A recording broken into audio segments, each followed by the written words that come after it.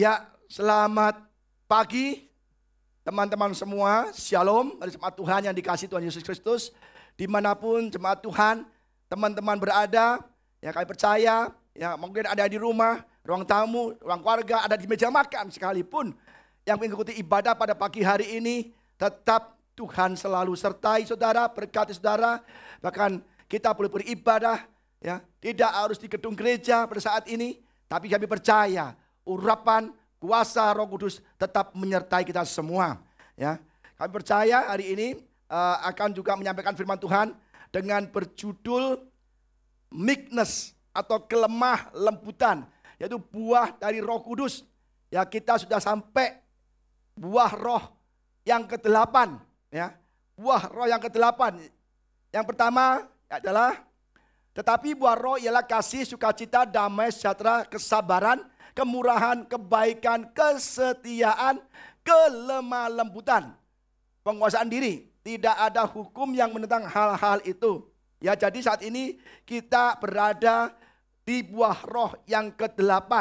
Saya percaya saudara semua yang sudah mendengarkan firman Tuhan dari buah Roh kasih, sukacita, damai, sejahtera, kesabaran, kemurahan, dan kebaikan, kesetiaan. Apakah saudara sudah mempraktekkan? Nah, itu yang penting saudara. Banyak orang mendengar buah Roh kasih, tetapi belum mengasihi sesamanya. Banyak buah Roh bilang sukacita, damai, sejahtera. Setelah mendengar khotbah mengenai buah Roh, ketika ada masalah masih tetap tidak ada sukacita, masih ada nggak ada damai, masih selalu bersungut-sungut, ya mengeluh, ya. Ada juga kesabaran, kemurahan, kebaikan, kesetiaan. Saya harap saudara-saudara semua jemaat Tuhan, ya ketika mendengar buah Roh, saudara tidak boleh hanya mendengar saja. Kalau mendengar saja tidak ada gunanya. Saudara harus mempraktekkan. Karena buah Roh ini adalah hati Kristus, heart of Christ. Jika saudara nggak ada kasih, nggak ada sukacita, nggak ada damai sejahtera, nggak ada penguasaan diri, semua saudara sia-sia. Maka kita harus benar-benar sudah belajar mengenai buah Roh ini. Ya, apa itu artinya kelemah lembutan? Meekness, kelemah lembutan. Ya, meekness atau kelemah lembutan artinya adalah rendah hati, ya, ramah, tidak menyukai kekerasan, tidak pemarah, menjadi pendamai, menghargai orang lain, mendahulukan orang lain, suka mengalah, saudara. Ya, maka saya kasih gambar singa dengan anak domba, ya. Singa dan anak domba. Singa itu suka makan domba, suka makan anak domba. Tetapi sampai singanya nggak mau makan anak domba di depannya, itu berarti singanya penuh kelemah lembutan, saudara. Lemah lembut bukan berarti itu lemah. Lemah lembut bukan berarti nggak kuat. Singa ini kuat, bisa makan anak domba, tapi dia bisa menahan dirinya. Artinya dia mempunyai kelemah lembutan. Jadi saudara, lemah lembut bukan berarti kita lemah, bukan berarti kita tidak kuat, berarti kita mudah disingkirkan. Tapi lemah lembut adalah penundukan diri kita kepada Kristus. Mungkin kita agak enak, tetapi kita harus lakukan, saudara. Ya, Matius 5 ayat 5, kita belajar dari pengajaran Yesus di bukit. Ya, Matius 5 ayat 5, maka demikian, berbahagialah orang yang lemah lembut, karena mereka akan memiliki bumi. Ya. Yesus berkata, berbahagialah. Kalau dalam bahasa Inggris, bless. Bless who meek. Diberkatilah yang lemah lembut, yang rendah hati. Ya, meekness adalah lemah lembut, rendah hati. Diberkatilah orang yang lemah lembut dan rendah hati. Atau diberbahagialah orang yang lemah lembut dan yang rendah hati. Banyak orang berpikir, dan saya katakan, sekarang saudara gini, apa yang ada di pikiran saudara ketika saudara mendengar kata lemah lembut? Nah, apa yang ada di benak saudara? Oh Pak, yang lemah, yang gemulai, yang ala gini, yang gitu, yang lemah lembut. Bahkan laki pun yang lemah lembut bisa lembut kayak cewek gitu kan? Itu lemah lembut. Bukan, saudara. Orang berpikir bahwa lemah lembut itu orang yang lemah, yang lembut, ya. Terus yang tidak berdaya, yang mudah disingkirkan. Bukan demikian. Orang yang lemah lembut itu adalah orang yang mempunyai kekuatan, tetapi dia bisa kontrol, dia bisa mengendalikan dalam pendudukannya pada Yesus Kristus. Contohnya gini, saudara bisa membalas kalau orang menyakiti saudara, tetapi saudara nggak membalas, itu lemah lembut. Kecuali kita takut, Pak dia badannya gede Pak, saya nggak berani. Itu bukan lembut. Kalau saya sama gedenya saya hajar dia Pak, itu bukan lemah lembut. Kita artinya nggak berani membalas karena kita takut, kita kurang perkasa, kurang gede. Itu bukan lemah lembut. Kalau kita lebih kuat dari dia, kita bisa membalas pada dia, tapi kita nggak lakukan, itu namanya lemah lembut. Kalau dari sakiti, kita berhak marah. Pak dia kurang ajar Pak. Saya udah baik, udah nggak diomongin terus Pak. Gosipnya sampai kemana-mana Pak. Sampai ke WA saya. Katanya saya dikatakan begini. Waduh saya nggak tahan Pak. Kalau ketemu saya hajar ya Pak. Kita bisa menghajar dia. Tetapi kita tidak membalas. Mereka boleh menggosipkan kita. Mereka boleh menyerang kita. Mereka boleh menyakiti kita. Tetapi kita tidak mau membalas. Itu namanya hati yang lemah lembut. Kalau kita pukul, contohnya tadi saya katakan, pukul balik. Kalau gede dia takut. Biar dia lebih kuat, kita pukul dia. Tapi kita nggak mau pukul. Itu namanya lemah lembut saudara. Ya, apa kata Yesus dalam mengajaran ini? Orang yang lemah lembut, orang berbahagia, diberkati. Contohnya apa? Ini, Matius 5 ayat 39 mengatakan, tetapi aku berkata kepadamu, ini contohnya, contoh orang yang lemah lembut begini. Tetapi aku berkata kepadamu, janganlah kamu melawan orang yang berbuat jahat kepadamu. Yesus mengasih contoh bagaimana bersikap lemah lembut. Tetapi kamu berkata, aku berkata kepadamu, janganlah kamu melawan orang yang berbuat jahat kepadamu. Melainkan siapapun yang menampar pipi kananmu, berilah juga kepadanya pipi kirimu. Ya kan?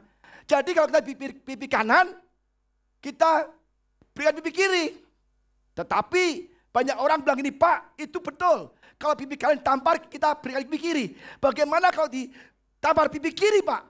Kita boleh nggak menghajar dia? Kan nggak ada firmannya Pak. Jadi kalau dia memukul pipi kiri, saya hajar ya Pak. Karena firmannya adalah pipi kanan, berikanlah pipi kirimu. Tetapi Tuhan pintar, cerdik. Dia kasih ayat lagi.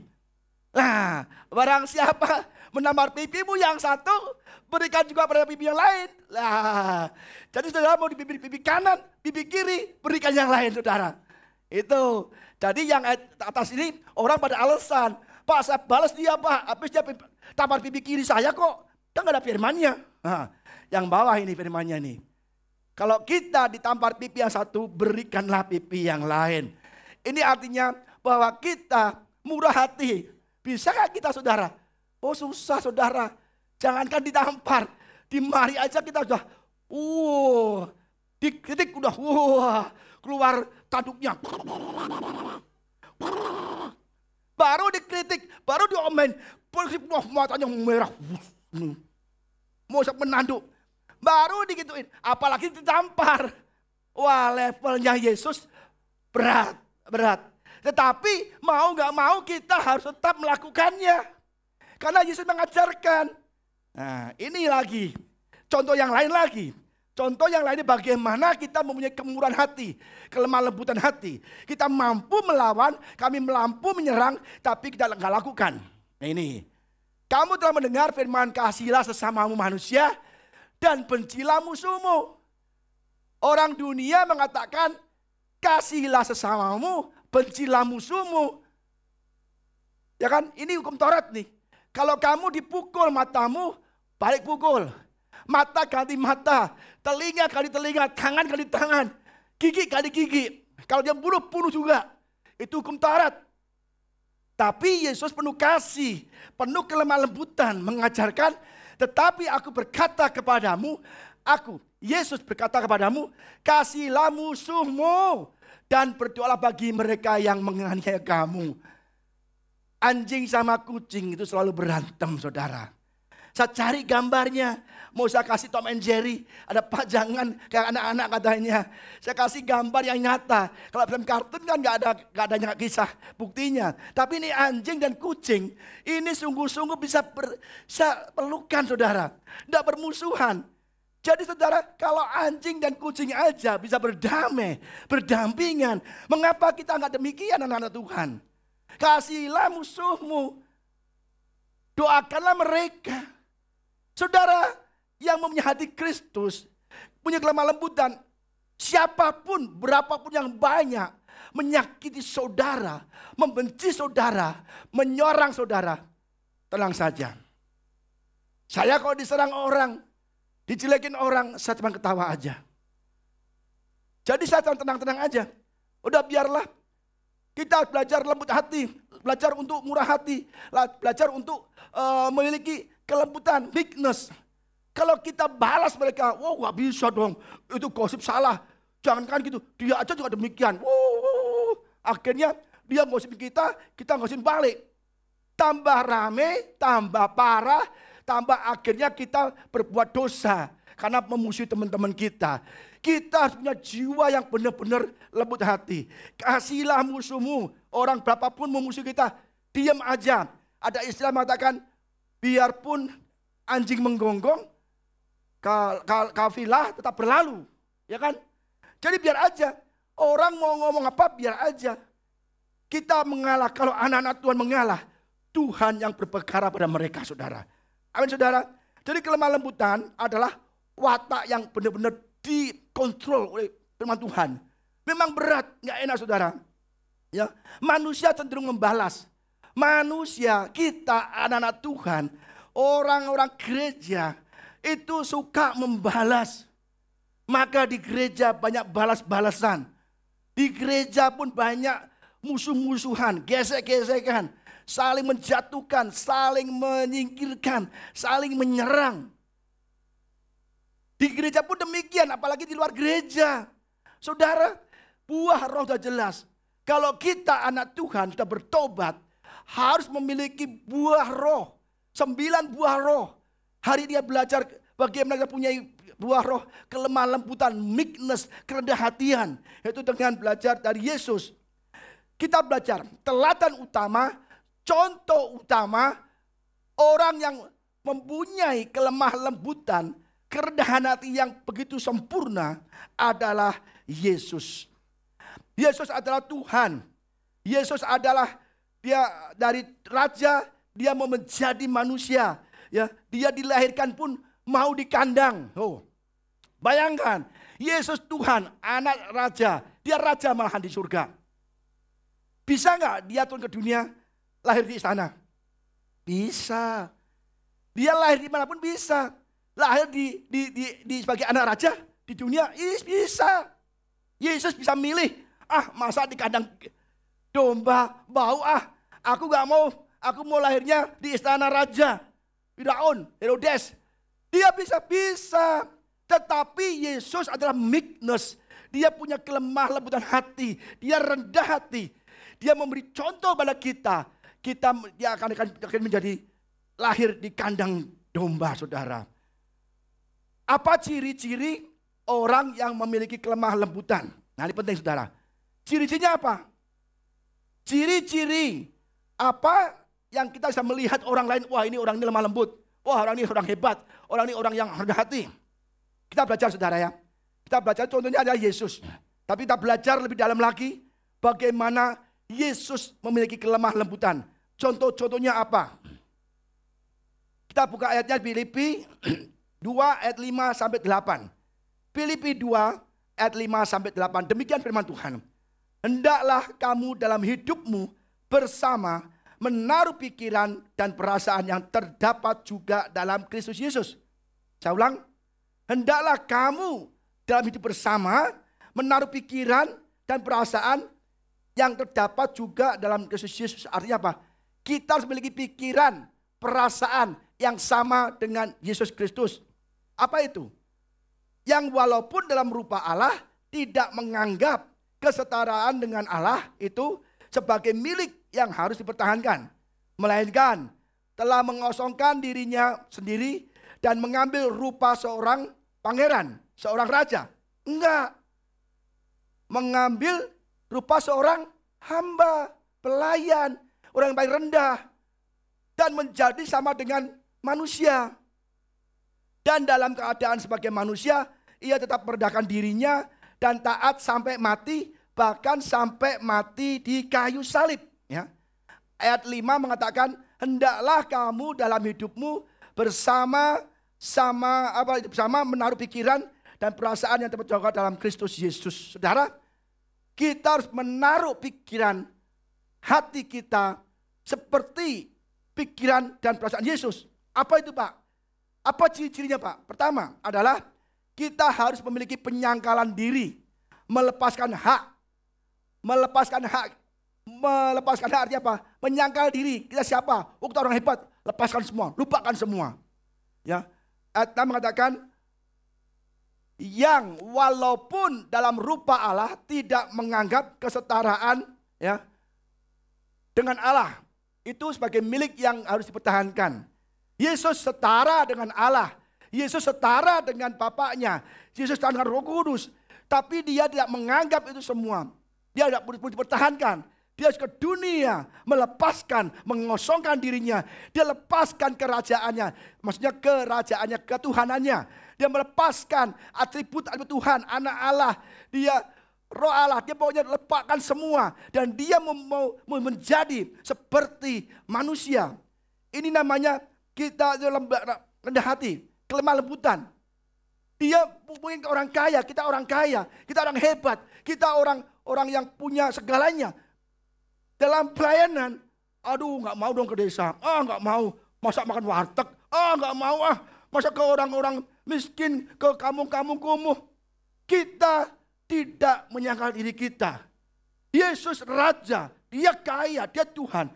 Dia mau melepaskan semua itu, tidak perlu dipertahankan. Dia mau ke dunia untuk menebus dosa manusia. Kita kadang-kadang baru punya mobil, baru pandai, baru terkenal. Jalannya udah kayak gak bisa, mati aja orangnya. Kayaknya wah hebat banget. Yesus yang Raja, dia tidak mempertahankan semuanya itu, saudara. Artinya apa? Yesus lemah lembut. Dia melepaskan haknya, melepaskan statusnya, melepaskan kuasanya, mengikuti kehendak Bapa, bukan kehendak diri sendiri. Yesus mengikuti kehendak Bapa, bukan kehendak sendiri. Itu penyangkalan diri. Ya. Melakukan kehendak Tuhan walaupun tidak sesuai dengan kehendak diri sendiri. Melakukan kehendak Bapa walaupun kita nggak enak hati. Bapak, kalau bisa cawan ini lewat dari aku ketakutan, keringatku sampai kayak berdarah-darah. Aku benar-benar takut. Tapi kehendakmu lah yang jadi, bukan kehendakku. Kalau kehendakku, ya aku nggak mau. Dia submission, ya. Dia namanya merendahkan diri, penundukan diri kepada Bapaknya. Dia mau benar-benar hatinya lemah lembut. Cawan itu tetap tidak berlalu, saudara. Ya, artinya kita kalau namanya meekness, mau memikirkan orang lain, mengutamakan orang lain. Yesus melepaskan semua atribut ketuhanannya, kealahannya. Dia memikirkan kita supaya selamat, saudara. Mengapa kita disinggung kita udah marah? Mengapa kita dicemooh udah marah? Dia ada kritik udah marah. Menolong orang lain walaupun harus menderita. Yesus menolong orang lain, dia menderita. Yesus mementingkan orang lain daripada diri sendiri. Lebih baik aku mati disalib, asal semua manusia, kita semua selamat. Wah, ini hebat. Ini namanya orang yang rendah hati, yang punya meekness, kelemah lembutan. Dia mau mengorbankan apa yang dimiliki. Dia mengorbankan ketuhannya, kekuasaannya. Hanya untuk kita supaya selamat. Saudara, kita harus belajar dari Yesus. Ciri pertama tadi adalah menyangkal diri. Tidak mengutamakan, dia menyangkal haknya, saudara. Yang kedua, memiliki kerendahan hati. Ya. Orang yang meekness, lemah lembut, dia memiliki kerendahan hati. Tadi saya bahas sekilas. Ayat 7, melainkan telah mengosongkan dirinya. Yesus Raja, Yesus Tuhan. Dia mengosongkan dirinya, apa saudara? mengambil rupa seorang hamba. Mengapa enggak mengambil seorang raja? Mengapa enggak mengambil rupa seorang pangeran, seorang yang kaya, seorang yang hebat, atau ahli Taurat atau apa? Yesus yang raja, yang Tuhan, yang kaya, dia mengosongkan dirinya semua itu dan dia mengambil rupa seorang pelayan. Hamba itu pelayan, doulos, budak. Jadi yang enggak ada artinya. Dan menjadi sama dengan manusia. Lihat gambarnya. Yesus raja. Dia di surga. Dia raja. Dia Tuhan. Yesus. Semua malaikat menyembah Yesus. Tetapi dia mau merendahkan dirinya menjadi seorang manusia, hamba. Enak enggak jadi raja? Enak. Dia enak jadi raja. Dipuja-puja oleh malaikat. Semuanya ada. Dia turun ke dunia jadi orang miskin loh saudara. Lahirnya di kandang domba. Jadi anak tukang mebel, tukang kayu, ya kan? Beda kalau jadi anak pengusaha. Anaknya Ayub misalnya kan yang kaya raya. Ini anak tukang kayu yang punya kedai kecil, ya kan? Jadi benar-benar ini Yesus merendahkan dirinya menjadi seorang hamba. Dan dia apa arti hamba? Melayani. Coba. Di surga, Yesus dilayani oleh malaikat. Tapi di dunia, Yesus melayani. Aku datang bukan untuk dilayani, melainkan aku untuk melayani.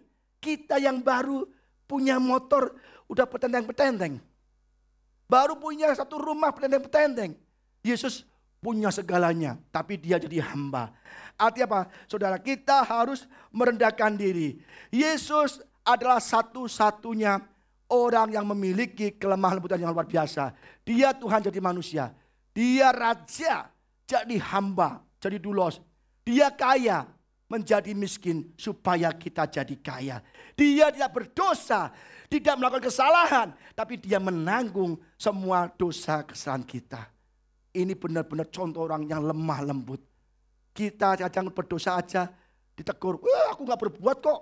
Oh nggak bisa, itu orang lain, itu orang lain. Nah dia yang berbuat curang, dia yang berbuat jahat, dia yang berbohong. Oh enggak kok, bukan aku. Dia. Jelas-jelas berbuat. Ditegur. Itu udah kayak itu, kayak Adam dan Hawa. Oh istriku yang kau berikan pada aku, dia yang bikin aku berdosa. Istrinya bilang, oh ular itu yang membujuk aku. Coba ular yang lain. Oh itu kelinci apa? Enggak ada. Semua mencari kambing hitam. Tapi Yesus yang tidak berdosa, difitnah, dituduh, dikasih saksi dusta, dan dia disiksa. Dia tidak melawan. Supaya kita yang berdosa jadi dibenarkan Tuhan. Inilah contoh yang lemah lembut. Jadi saudara, dia nggak salah dipersalahkan. Supaya kita yang salah dibenarkan. Jadi kita yang salah, ya udah aku salah, minta ampun, minta maaf. Yang nggak salah kita mengampuni orang yang bersalah kita. Itu punya hati yang lemah lembut. Yesus memberikan teladan bagi kita. Teladan Yesus sama dunia lain. Kalau dunia, oh yang kaya, yang hebat, yang diikuti. Yang kaya, yang hebat, yang itu orang ikut. Asal dikasih makan, diberi jajanan, langsung ayo ikut sana. Itu yang kaya dunia. Tetapi Yesus enggak. Justru kamu yang kalau mau dihormati, diikuti, jadilah yang paling rendah. Kalau kamu mau jadi besar, jadilah pelayan, hamba. Orang dunia enggak, mau jadi besar, dia mau kayak uang. Kita makan-makan ya, capcay, puyung hai. Ikut semua. Akhirnya jadi ketua. Itu dunia. Betul. Dunia kalau mau diikuti, ya diikuti, diperhatikan, dihormati. Dia keluar uang semua untuk menraktir. Tapi itu lain sama Tuhan. Sistem Tuhan lain lagi, untuk sistem surga. Kalau kamu mau jadi yang paling besar, jadilah yang paling kecil. Kalau kamu mau dihormati, jadilah hamba. Yesus pada sekali, dia rendah hati banget. Rendah hati banget. Itu manusia yang sempurna, Yesus tuh. Dasar sekali. Jadi kalau menjadi pelayan kita harus memiliki sikap seperti Yesus. Banyak orang nggak punya sifat seperti Yesus. Ya, yang ketiga, dia pertama memiliki penyangkalan diri, kedua memiliki rendah hati. Ciri yang ketiga, orang yang rendah hati adalah memiliki hati yang taat, yang mau mengalah. Hati yang taat dan hati yang mau mengalah. Lihat ayatnya. Dan dalam keadaan sebagai manusia, ia telah merendahkan dirinya dan taat sampai mati. Bahkan sampai mati di kayu salib. Karena dia merendahkan dirinya, he has meekness, dia punya kerendahan hati, dia mau taat. Orang yang gak taat itu orang yang tidak mempunyai kelemah lembutan. Karena dia taat, karena dia rendah hati, dia meekness, dia punya hati yang lembut, maka dia taat sampai mati. Sampai mati di kayu salib. Salib itu adalah hukuman orang yang paling penjahat, yang paling jahat, ya, yang paling berat. Jadi mengalah bukan berarti kalah. Yesus itu mengalah supaya kita selamat. Dia udah hati, oke lah, aku pokoknya disiksa biarin deh. Yang penting pokoknya semua manusia selamat kalau percaya sama saya, ya kan? Siksaan Yesus, aduh, udah dibahas Jumat Agung, dicambuk, dikasih mahkota duri yang tajam dimasukkan ke telinganya, ke kepalanya, darah bercucuran. Saudara, penyiksaan Yesus itu sangat kejam sekali, saudara. Tapi Yesus mau meekness, dia mau rendah hatinya, dia mau memiliki ketaatan dan mengalah. Kita lihat ketika Yesus di Taman Getsemani ditangkap, kira-kira, ya. Ketika Yesus ditangkap di Getsemani, itu Petrus, dia pakai pedang. Dia pukul kepalanya, telinganya si Malkus. Akhirnya itu hamba imam besar, telinganya copot. Karena pikir Petrus berjasa membela Yesus. Yesus ditangkap di Getsemani, ditangkap. Langsung Petrus keluarkan pedang, dipedang itu telinganya. Malkus, hamba imam besar. Dan copot. Sama Yesus diambil lagi, disembuhkan. Apakah Yesus bilang, oh Petrus, hebat kamu, kamsia. Ini murid yang hebat, membela tuannya, membela gurunya. Gurunya mau ditangkap, kamu membela pakai pedang. Oh terima kasih Petrus, gitu. Enggak, Yesus menegur Petrus.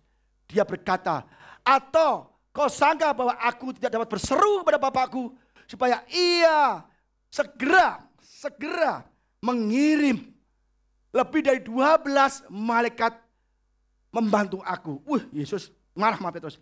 Kamu kira aku gak bisa ngomong Bapakku dengan segera, at once, dibandingkan at once, dalam bahasa Indonesia, at once, aku akan mengirimkan malaikat 12 pasukan untuk membela aku. Yesus marah-marah.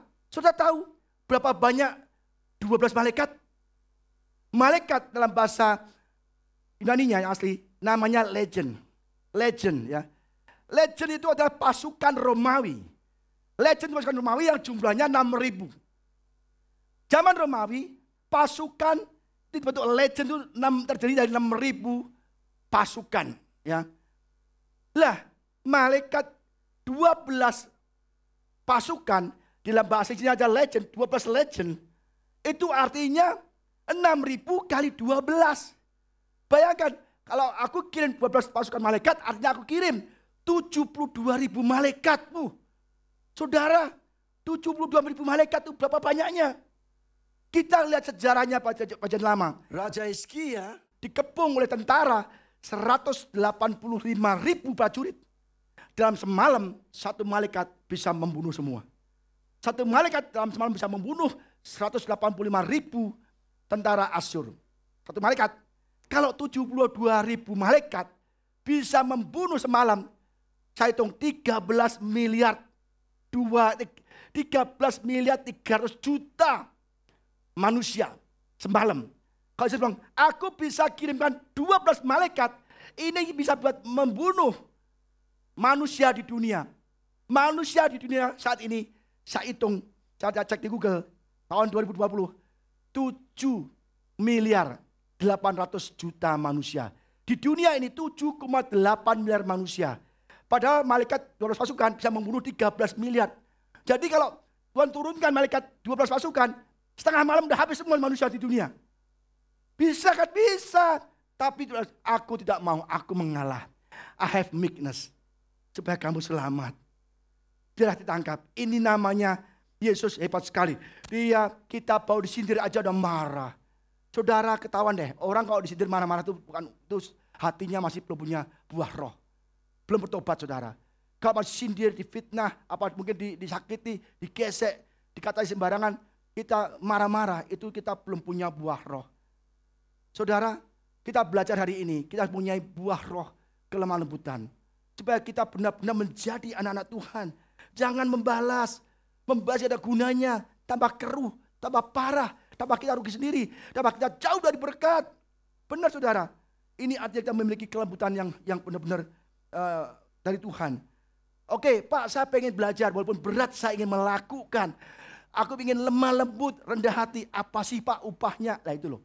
Manusia saya ingin upahnya apa? Upahnya apa? Jangankan kita, orang gereja, anak Tuhan.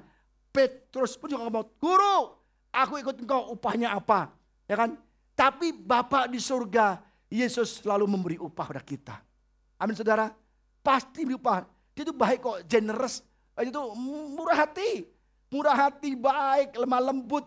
Apapun yang kita butuhkan, Tuhan masih berikan. Jangankan kita butuhkan, nyawanya pun diberikan untuk kita. Cuman kita punya hati Kristus enggak? Ya. Apa yang kita dapatkan jika memiliki kelemah lembutan, ya.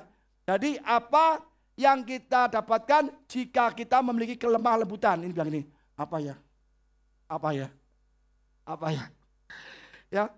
Pertama, jika kita memiliki kelemah lembutan, kita hidup diberkati Tuhan.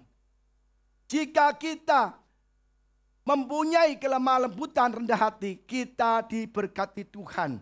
Yesus tadi berkata, berbahagialah orang yang lemah lembut, karena mereka akan memiliki bumi. Ya, jadi berbahagialah orang yang lemah lembut, dan karena mereka akan memiliki bumi. Jadi orang yang lemah lembut, Yesus berkata, kalau kamu lemah lembut, apa upahnya? Kamu memiliki bumi. Apa itu bumi?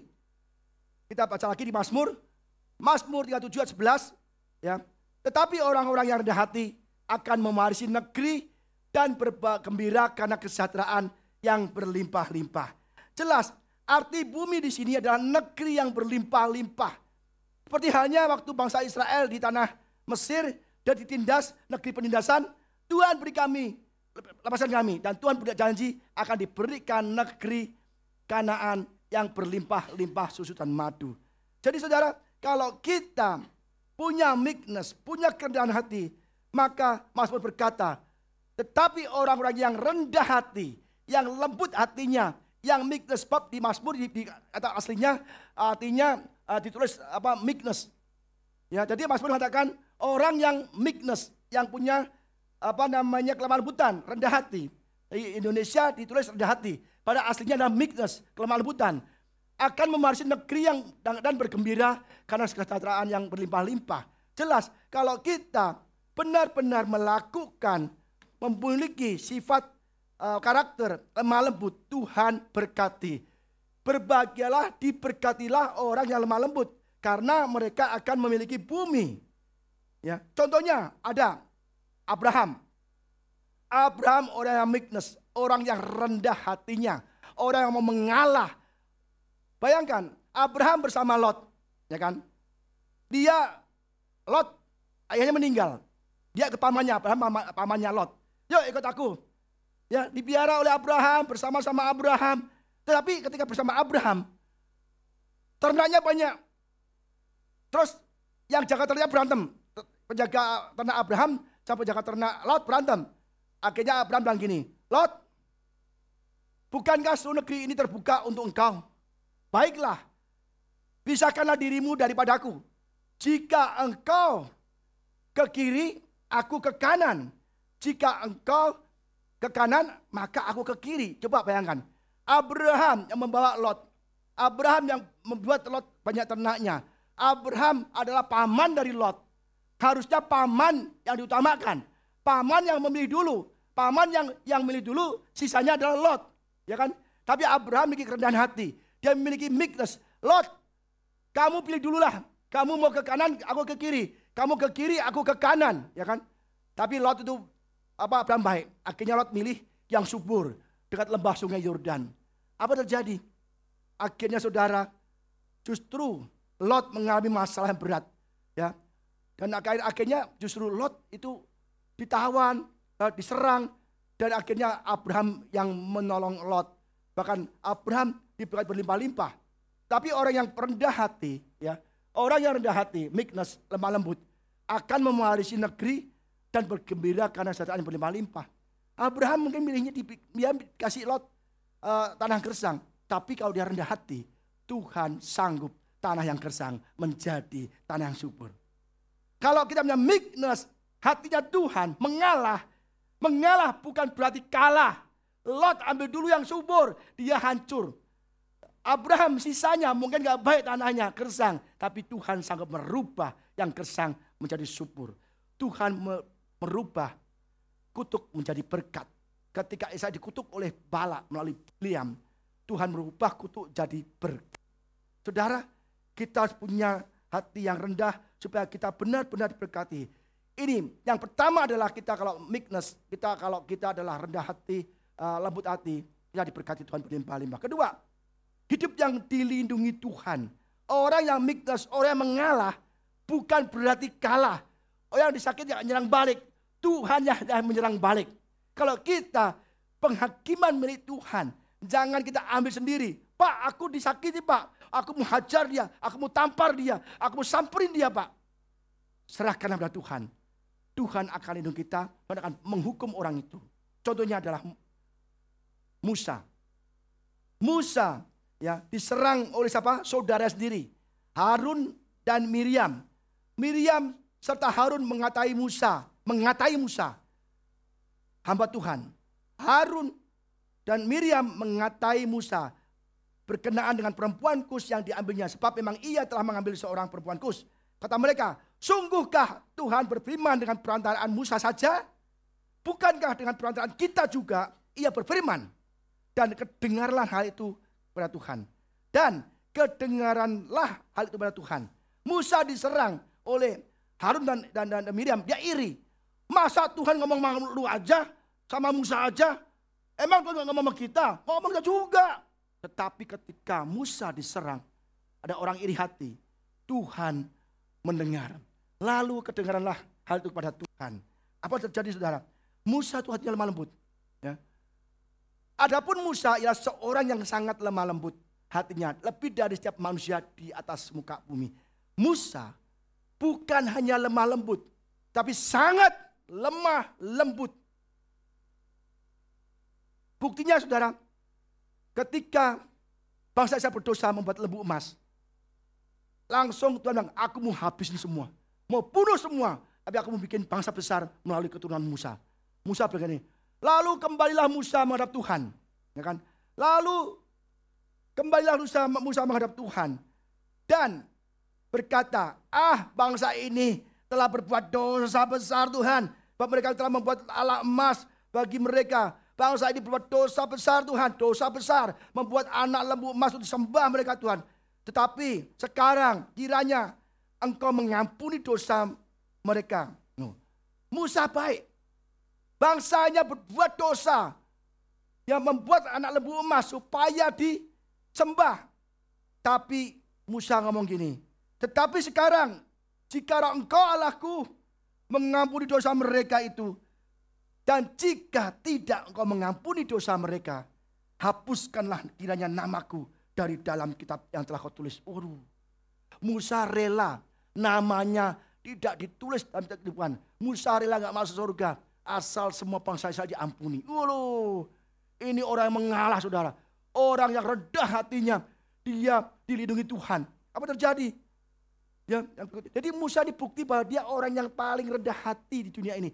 Dikatakan dari setiap manusia yang di atas muka bumi, ia seorang yang sangat lemah lembut. Musa adalah orang yang sangat lembut, artinya lebih dari setiap manusia di atas muka bumi. Bayangkan, Tuhan, jangan hukum bangsa Israel yang berdosa berat pada Engkau. Kalau Kau tetap hukum dia, lebih baik hapuskan namaku dari kitab kehidupan yang Kau tulis. Mana ada orang berkepan kayak gitu sudah. Mana ada orang yang begitu lemah lembut. Dan akhirnya terus lagi, lalu berfirmanlah Tuhan dengan tiba-tiba. Ya. Lalu berfirmanlah Tuhan dengan tiba-tiba, dengan segera, at once. Lalu ketika Tuhan mendengarkannya, lalu berfirmanlah Tuhan dengan segera at once kepada Musa, Harun dan Miriam. Ketika dengar Musa diserang oleh kakak-kakaknya, oleh Miriam dan oleh Harun, langsung dengan segera, dengan tiba-tiba Musa dan Harun dan Miriam disuruh keluar. Keluarlah kamu bertiga ke kemah pertemuan. Maka keluarlah mereka bertiga. Lalu turunlah Tuhan dalam tiang awan dan berdiri di pintu kemah itu, lalu memanggil Harun dan Miriam. Maka tampillah mereka keduanya. Ketika Musa diserang oleh kakaknya, diserang oleh orang dekatnya, dia nggak balas. Tapi Tuhan ngomong, keluar semua. Aku mau adilin kamu semua. Kenapa kamu serang hambaku? Kedua, lalu berfirmanlah ia, dengarkanlah. Ya. Lalu berfirmanlah ia, dengarkanlah firmanku ini. Jika di antara kamu ada seorang nabi, di antara kamu, ya, di antara kamu Harun dan Miriam dan mungkin nabi-nabi lain, ya kan? Seorang nabi, maka aku Tuhan menyatakan diriku padanya dalam penglihatan dan aku berbicara dengan dia dalam mimpi. Ya.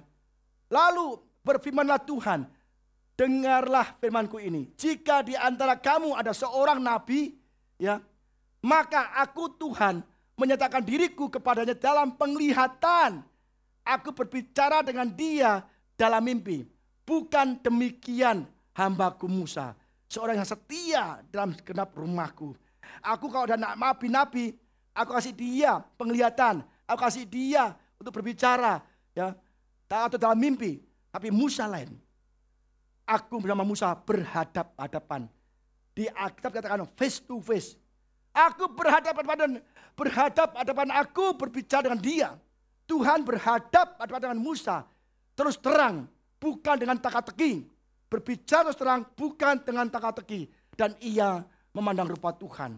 Mengapa kamu tidak takut mengatai hambaku Musa? Wih, jadi Musa dilindungi Tuhan. Kamu berdua, kamu siapa? Musa hambaku. Aku ngomong sama Musa tidak dalam mimpi, tidak dalam perkataan, tidak dalam penglihatan. Langsung face to face, berhadapan. Itu Musa dalam hatinya. Mengapa engkau berani-beraninya enggak takut mengatai hambaku Musa? Musa dibela Tuhan. Musa dilindungi Tuhan. Saudara, kalau kita punya meekness, kita punya kerendahan hati, kita mau mengalah, kita mau lemah lembut.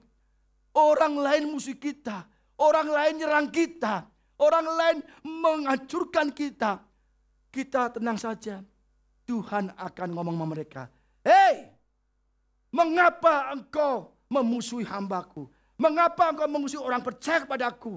Engkau yang tidak setia, engkau tidak taat, tidak beribadah dengan benar. Engkau berani-beraninya mengata-ngatai orang yang aku urapi, orang-orang yang aku sukai, jemaat-jemaat Tuhan yang beribadah padaku sungguh-sungguh.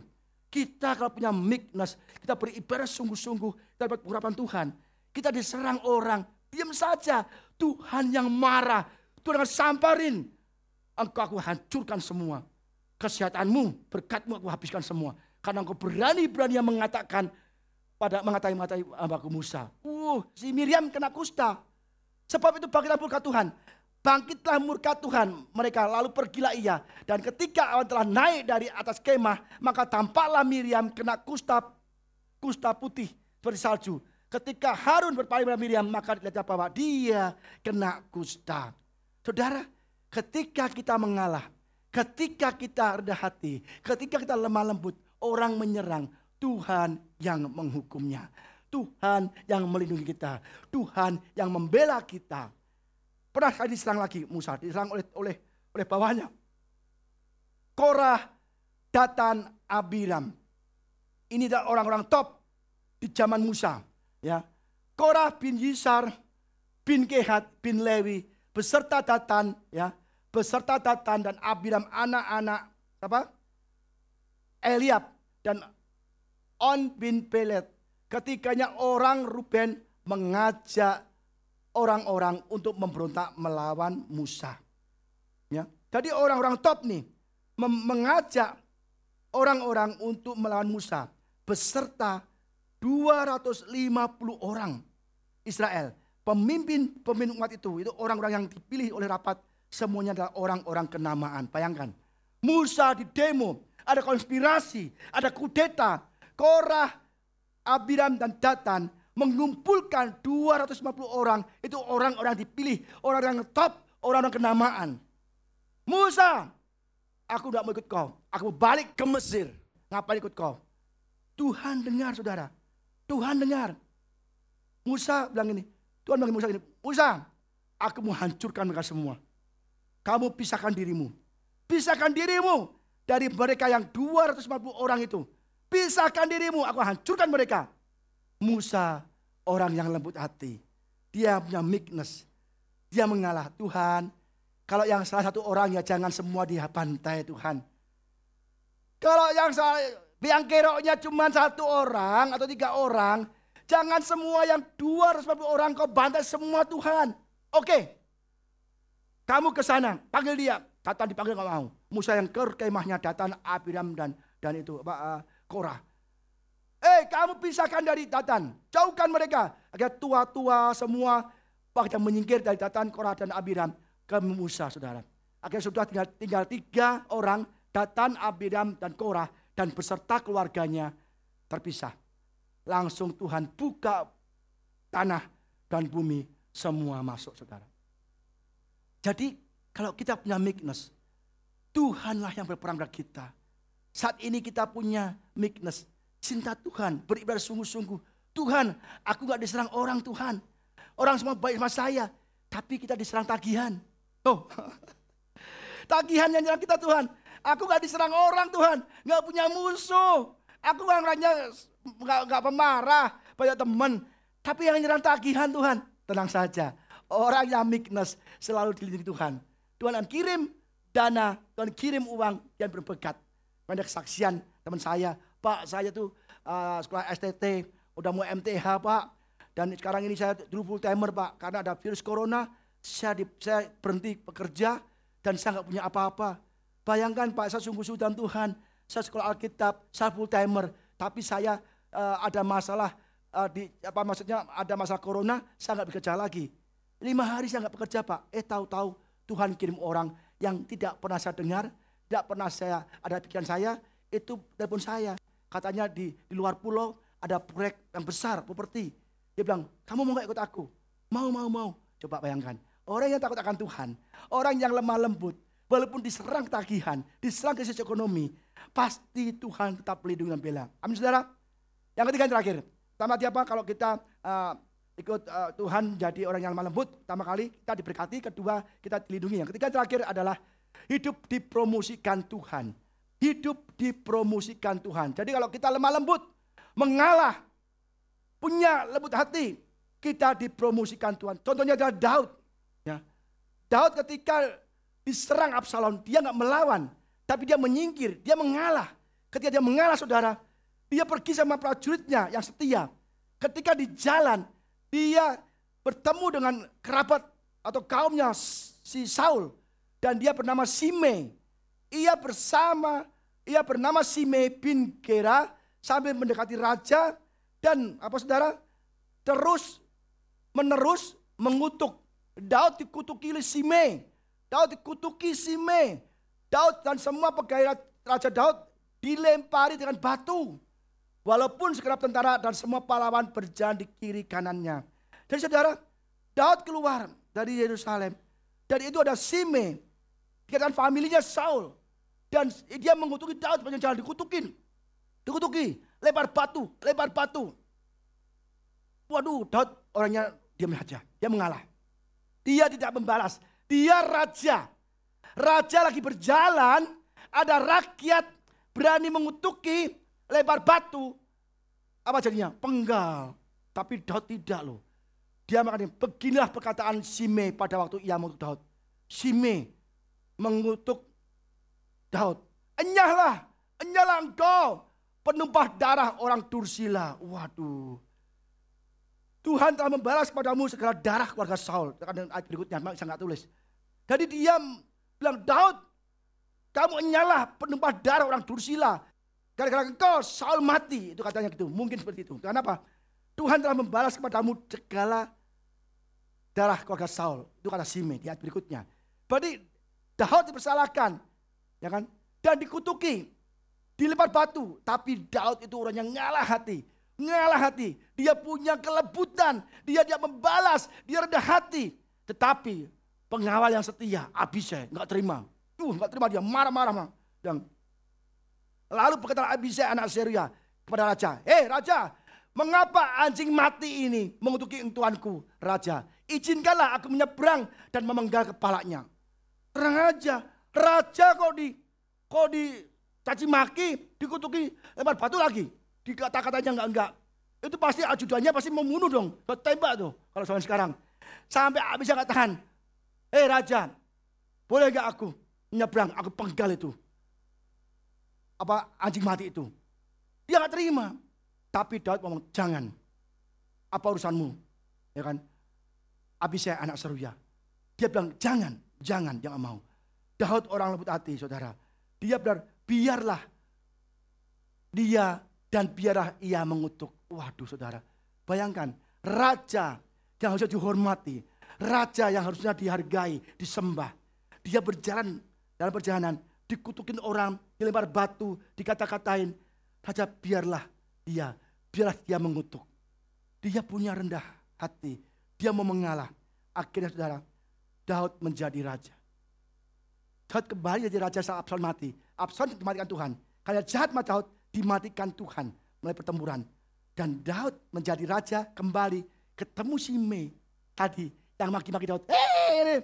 Ketemu Daud, dia takut. Daud, ampuni aku ya.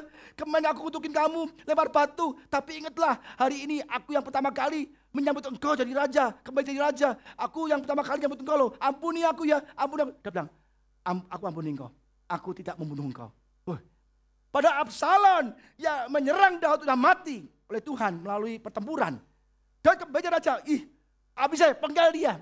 Dia ngata-ngatain aku, penggal dia. Enggak. Aku ampuni engkau. Engkau tidak akan mati. Hatinya besar sekali. Dia lembut hatinya, mengalah, mengampuni merendahkan hatinya. Aku kamu kutuki, aku kamu lempar batu, aku kamu kata-kata yang kotor, tapi aku mengampuni engkau. Akhirnya Daud jadi raja yang berkenan di hati Tuhan.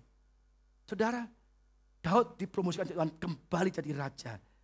2 kali Daud bisa membunuh Saul, tetapi Daud tidak mau karena dia rendah hatinya, dia mau mengampuni, dia lembut hatinya. Pertama kali di gua, Saul itu kerjaannya apa? Kejar-kejar Daud. Udah tahu Saul bilang, roh Allah undur dari Saul dan ke Daud jadi raja. Harusnya kalau Saul tahu Daud jadi raja, dia harusnya kompromi, koalisi, ya kan? Koalisi artinya bergabung. Pas Saul nggak mati diberkati. Dia kerjanya mengejar Daud terus. Supaya dibunuh, dia jadi raja. Nggak bisa. Kalau Tuhan yang mengangkat, tidak ada yang bisa menurunkannya. Kalau Tuhan mengangkat jadi raja, tidak satu orang pun yang bisa menurunkannya. Tapi kalau Tuhan sudah turunkan, tidak ada yang bisa mengangkatnya. Saul turunkan jadi raja, tidak bisa, akhirnya mati. 2 kali Daud bisa membunuh Saul, tapi Daud tidak mau. Dia mengampuni Saul. Bahkan ketika dia di gua, diambillah pucak kainnya, dan Saul, aku bisa bunuh kamu, tapi aku gak mau. Saul, Tuanku loh. Udah mengejar-ngejar Daud, membunuh Daud, dan Saul, engkau Tuanku, engkau ayahku. Aku tidak membunuh engkau. Baik sekali saudara. Yang kedua ini, Daud bisa juga membunuh Saul. Dia berkemah. Kemahnya dikelilingi oleh prajuritnya. Daud bisa menyelinap. Bisa sampai 2 kali.